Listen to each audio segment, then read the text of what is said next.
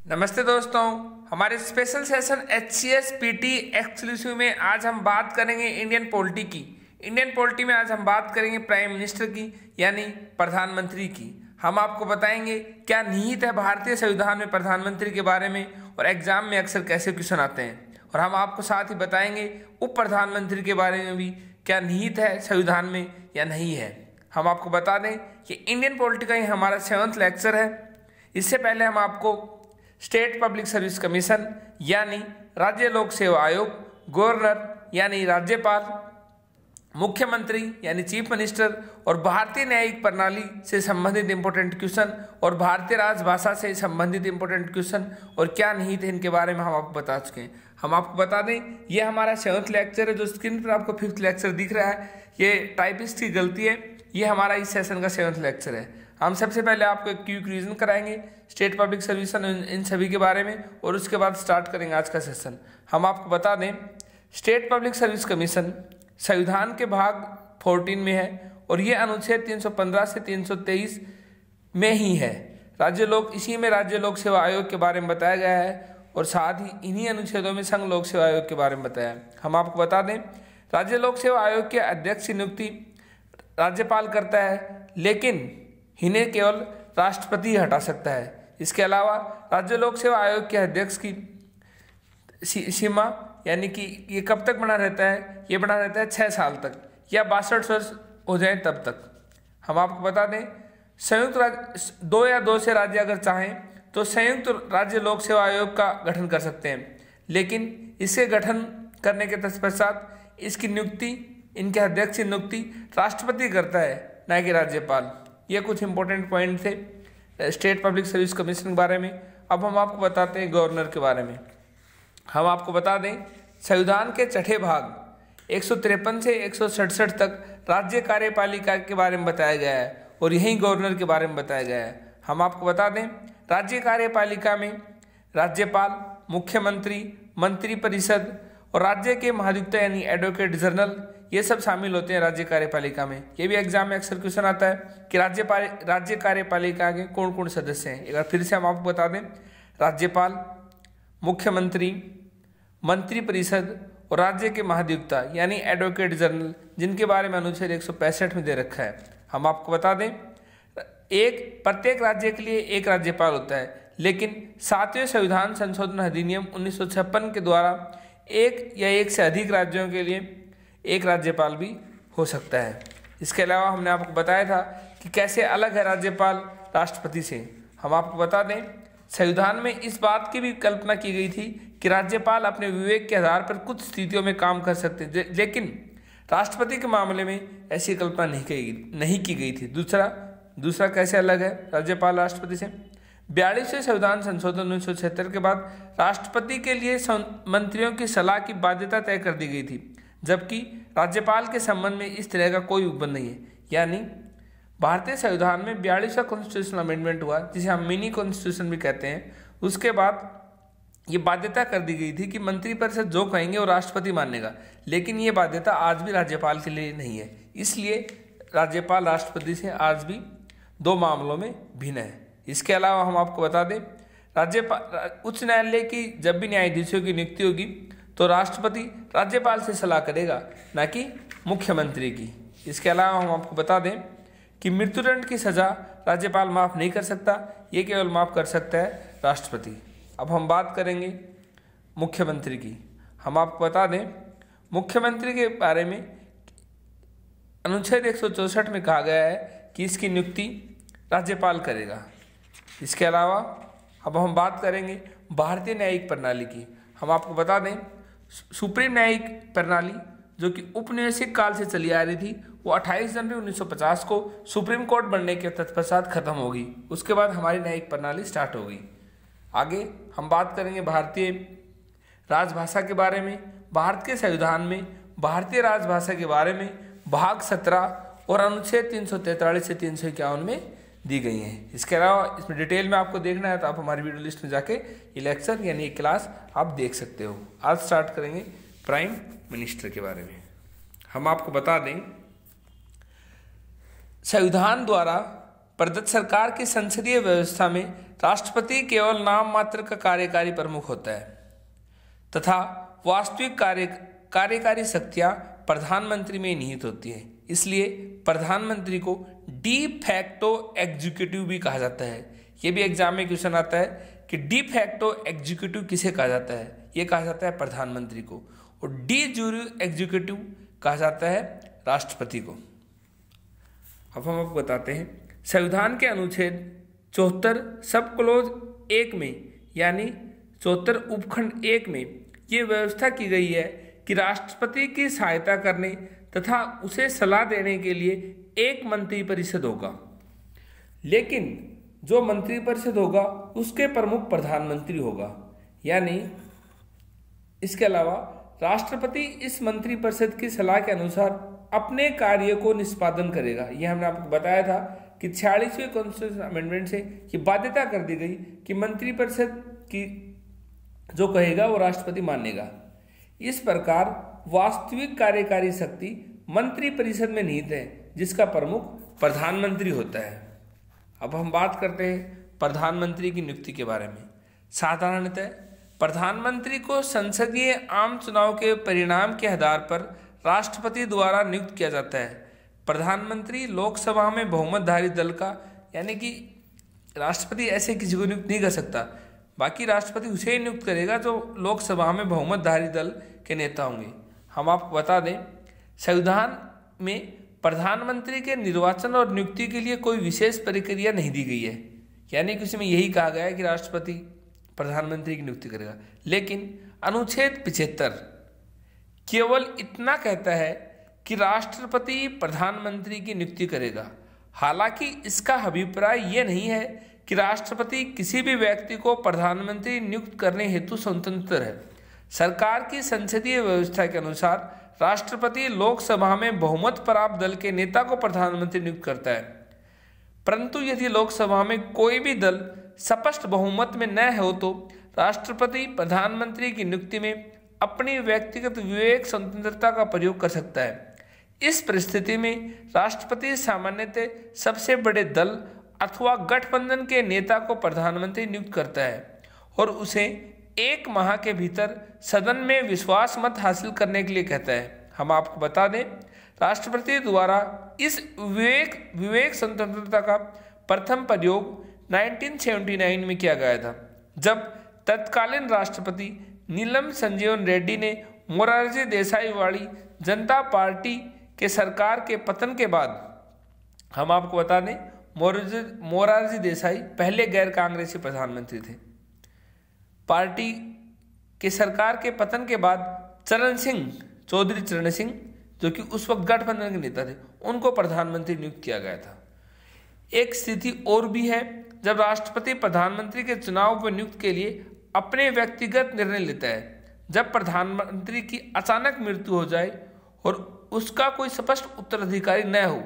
ऐसा तब हुआ जब 1984 में इंदिरा गांधी की हत्या हुई और तत्कालीन राष्ट्रपति ज्ञानी जैल सिंह ने राजीव गांधी को प्रधानमंत्री नियुक्त कर कार्यवाहक प्रधानमंत्री नियुक्त करने की प्रथा को अनदेखा किया। बाद में कांग्रेस संसदीय दल ने सर्वसम्मति से उन्हें अपना नेता चुना। हालांकि किसी निवर्तमान प्रधानमंत्री की मृत्यु के पर यदि सत्ताधारी दल एक नया नेता चुनता है तो राष्ट्रपति के पास उसे प्रधानमंत्री नियुक्त करने के अलावा कोई विकल्प नहीं होता। हम आपको बता दें, अब हम आपको बताएंगे भारत प्रधानमंत्री के बारे में संवैधानिक प्रावधान किस प्रकार है, यानी कि भारत के प्रधानमंत्री को संवैधानिक क्या क्या प्रावधान दिए गए हैं। केंद्र सरकार के पास एक मंत्रिपरिषद होगी जिसके मुखिया प्रधानमंत्री होंगे। ये भारतीय संविधान में निहित है। प्रधानमंत्री की नियुक्ति राष्ट्रपति द्वारा की जाएगी। अन्य मंत्रियों की नियुक्ति प्रधानमंत्री की सिफारिश पर राष्ट्रपति द्वारा की जाएगी। हम आपको बता चुके हैं, अनुच्छेद 75 में निहित है ये सब बातें। राष्ट्रपति की मर्जी से मंत्री पद पर बने रहेंगे। कोई एक मंत्री 6 माह तक किसी लगातार संसद का सदस्य नहीं है, वह मंत्री पद पर बने रहने के लिए अयोग्य है। हम आपको बता दें, राष्ट्रपति किसी भी व्यक्ति को तो नहीं, लेकिन प्रधानमंत्री जिसकी सिफारिश करेगा वो किसी भी सदन का सदस्य नहीं है, तब भी वो 6 माह तक मंत्री पद पर बना रहेगा, लेकिन 6 माह बाद उसे किसी न किसी सदन का सदस्य बनना पड़ेगा। नहीं तो वह अयोग्य करार कर दिया जाएगा। अब हम बात करते हैं प्रधानमंत्री की शक्ति और कार्यों के बारे में। हम आपको बता दें, भारतीय राजनीतिक व्यवस्था में प्रधानमंत्री के कई महत्वपूर्ण कार्य होते हैं और प्रधानमंत्री अपने लाभ के लिए व्यापक शक्तियों का उपयोग करते हैं। वह देश का मुख्य कार्यकारी या सर्वसेरा होता है। हम आपको बता दें, संवैधानिक प्रमुख होता है राष्ट्रपति, लेकिन मुख्य कार्यकारी यानी डी फैक्टो एग्जीक्यूटिव होता है प्रधानमंत्री। केंद्र सरकार के मुखिया के रूप में कार्य करता है। इसे हम प्रधानमंत्री को हम सरकार का मुखिया भी कह सकते हैं। जैसे राष्ट्रपति देश के मुखिया होते हैं, जबकि प्रधानमंत्री सरकार के मुखिया होते हैं। सभी निर्णय मंत्रिपरिषद और प्रधानमंत्री की सलाह व सहायता के बाद राष्ट्रपति के नाम पर लिए जाते हैं, यहाँ तक कि वह प्रधानमंत्री की सिफारिश के अनुसार ही अन्य मंत्रियों की नियुक्त करता है राष्ट्रपति। आगे, कैबिनेट अथवा मंत्रिमंडल का नेता अपनी नियुक्तियों के बारे में वही राष्ट्रपति को सिफारिश करता है कि कौन क्या बनेगा। वही मंत्रियों के बीच विभिन्न विभागों का आवंटन और फेरबदल करता है। यानी प्रधानमंत्री को नीति है ये शक्ति कि किस मंत्री को क्या पोर्टफोलियो मिलना चाहिए, यानी क्या विभाग मिलना चाहिए और उन्हें कब बदली करनी, यानी कि ये या मतलब चेंज भी कर सकता है वो कि ये पोर्टफोलियो इसको दे दिया फिर इसको दे दिया। ये प्रधानमंत्री को ये शक्ति है। वह मंत्रिपरिषद की बैठक की अध्यक्षता करता है। प्रधानमंत्री जो है वो मंत्रिपरिषद की बैठक की अध्यक्षता करता है, उनके निर्णय को प्रभावित करता है। प्रधानमंत्री मंत्रिमंडल किसी भी सदस्य को इस्तीफा देने के लिए कह सकता है।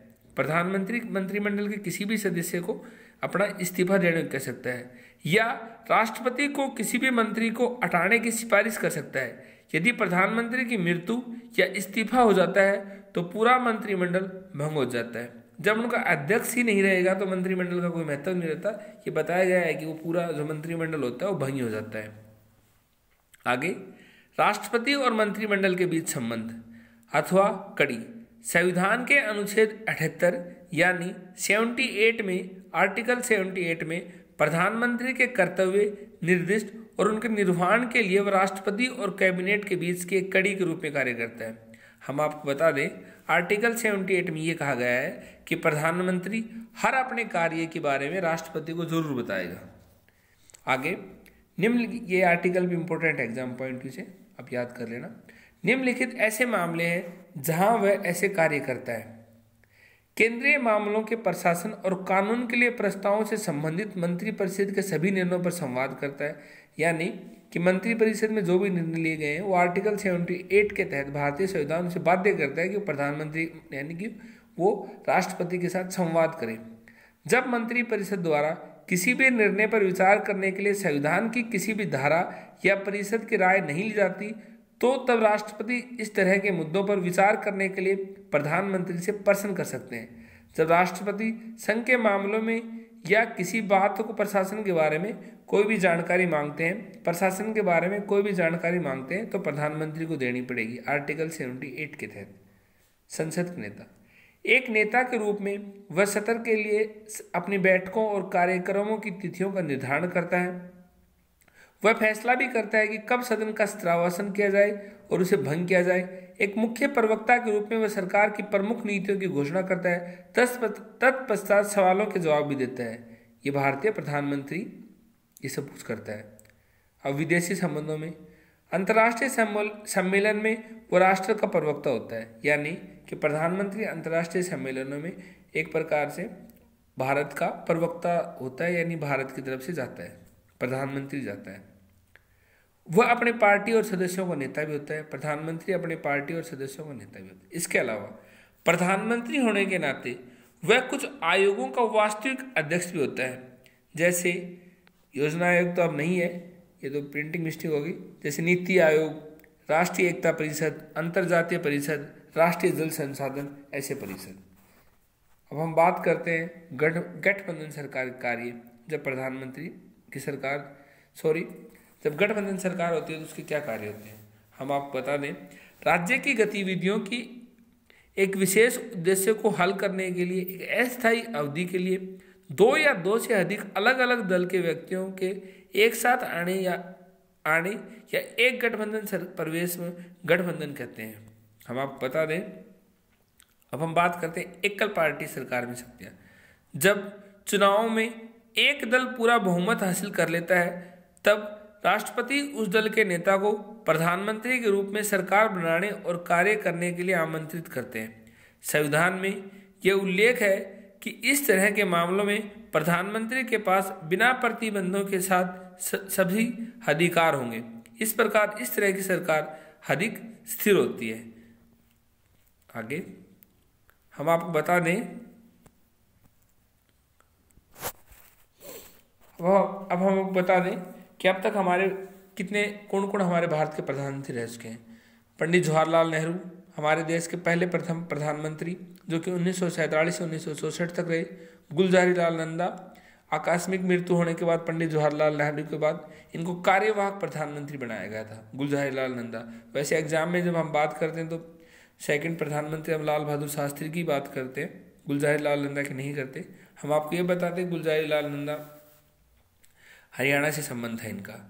अगला प्रधानमंत्री लाल बहादुर शास्त्री के बाद फिर गुलज़ारी लाल नंदा को कार्यवाहक प्रधानमंत्री बनाया गया।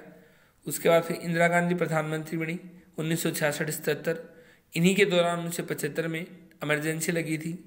उसके बाद मोरारजी देसाई भारत के पहले गैर कांग्रेसी प्रधानमंत्री। हम आपको बता दें मोरारजी देसाई कांग्रेस में थे, लेकिन इंदिरा गांधी से इनका विवाद होने के बाद ये कांग्रेस से अलग हो गई और उन्होंने 1979 के दौरान भारत के प्रधानमंत्री बने जनता पार्टी की तरफ से। इसके बाद में चरण सिंह, जो कि मात्र 6 महीने तक प्रधानमंत्री रहे।